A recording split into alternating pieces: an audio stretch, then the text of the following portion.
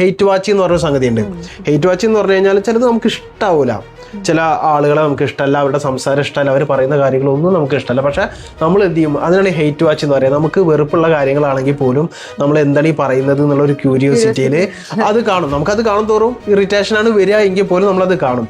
അങ്ങനെ കണ്ടുള്ള പ്രശ്നം എന്ന് പറഞ്ഞു കഴിഞ്ഞാൽ എന്താണ്, വീണ്ടും അത് തന്നെ അതേപോലത്തെ കണ്ടന്റുകൾ വീണ്ടും അത് സജസ്റ്റ് ചെയ്യും. അങ്ങനെ സജസ്റ്റ് ചെയ്ത് കഴിഞ്ഞ് കഴിഞ്ഞാൽ വീണ്ടും നമുക്ക് ഇറിറ്റേഷൻ വരും, അത് നമ്മുടെ മെന്റൽ ഹെൽത്തിനെ ബാധിക്കും. അപ്പോൾ നമ്മൾ ഇങ്ങനെ എന്താണ് ഈ ഒരു ലൂപ്പിൽ പതിയെ പെട്ടു പോകുക എന്നുള്ളൊരു സംഗതിയാണ്. അങ്ങനെയാണ് ഇതിന്റെ ആൽഗോരിതം വർക്ക് ചെയ്യുക എന്നുള്ളൊരു സംഗതി. പിന്നെ നമുക്ക് വേണ്ട വെച്ചാൽ ഇതിൽ നിന്ന് എങ്ങനെ റിക്കവറി അല്ലെങ്കിൽ ഒരു ചേഞ്ച് നമുക്ക് വേണം. പൊതുവെ നമ്മുടെ ബ്രെയിനിന് ഇഷ്ടം എന്ന് പറഞ്ഞാൽ അത്ര എഫേർട്ട് ഇല്ലാത്ത, അത്ര തോട്ടൊന്നും ഇല്ലാത്ത കാര്യങ്ങളിൽ അങ്ങനെ ഒരു പ്ലഷർ സീക്കിങ്, ഇങ്ങനെ പെട്ടെന്ന് ഇങ്ങനെ ഒരു ഇൻസ്റ്റന്റ് ഗ്രാറ്റിഫിക്കേഷൻ എന്നൊക്കെ പറയാമല്ലോ. അതേപോലെ ഇങ്ങനെ കുറച്ച് സമയങ്ങളിൽ അധികം എഫേർട്ട് ഇല്ലാതെ ഒരു സാറ്റിസ്ഫാക്ഷൻ കിട്ടുന്ന ആ ഒരു എഫക്റ്റ് ആണ് ശരിക്കും ആര് നമുക്ക് തരുന്നത്, സോഷ്യൽ മീഡിയ നമുക്ക് തരുന്നത് അല്ലെ. ബാക്കി രീതിയിലേക്ക് നമുക്ക് സാറ്റിസ്ഫാക്ഷൻ നമ്മൾ അന്വേഷിച്ച് പോകുമ്പോൾ കുറച്ചധികം കഷ്ടപ്പെടണം.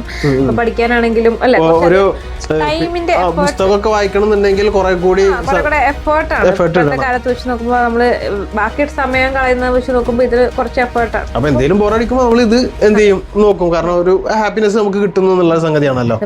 നമ്മൾ പറയുന്നത് എന്താ പറയാ, ഫുൾ ടൈം എന്താ പറയുക, ഭയങ്കര സീരിയസ് ആയിട്ട് ഫുൾ ടൈം ലൈഫിനെ കാണണമെന്നോ, അല്ലെങ്കിൽ ഈ സോഷ്യൽ മീഡിയ പ്ലാറ്റ്ഫോമുകളും കാര്യങ്ങളൊന്നും ഉപയോഗിക്കരുതെന്നോ, അല്ലെങ്കിൽ ഒരു എന്റർടൈൻമെന്റ് ഒന്നും ലൈഫിന് വേണ്ടെന്നൊന്നും അല്ല നമ്മൾ ഉദ്ദേശിക്കുന്നത്. പക്ഷേ ചില ആളുകളുണ്ടാവും, പിന്നെ അവർക്ക് പ്രൊഡക്റ്റീവായിട്ട് കുറെ കാര്യങ്ങൾ ചെയ്യണം എന്ന് ആഗ്രഹം ഉണ്ടായിരിക്കും അല്ലെ, അവരുടെ ലൈഫിൽ കുറെ ഡ്രീം ഉണ്ടായിരിക്കും.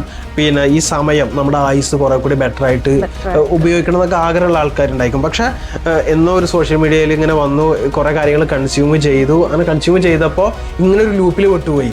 കുറെ എന്റർടൈൻമെന്റ് ആയ, കുറെ ഡാൻസ്, പാട്ട് ഉണ്ടാവും. പക്ഷെ ഇവർക്ക് ഇതിൽ നിന്ന് രക്ഷപ്പെടാനും പറ്റൂല. അങ്ങനെ വരുമ്പോ ആ ഒരു ഗിൽറ്റി പെട്ടിട്ടുള്ള ആളുകൾക്കാണ് ശരിക്കും പറയുന്ന ഈ കാര്യങ്ങളൊക്കെ നമ്മൾ പറയുന്നത്.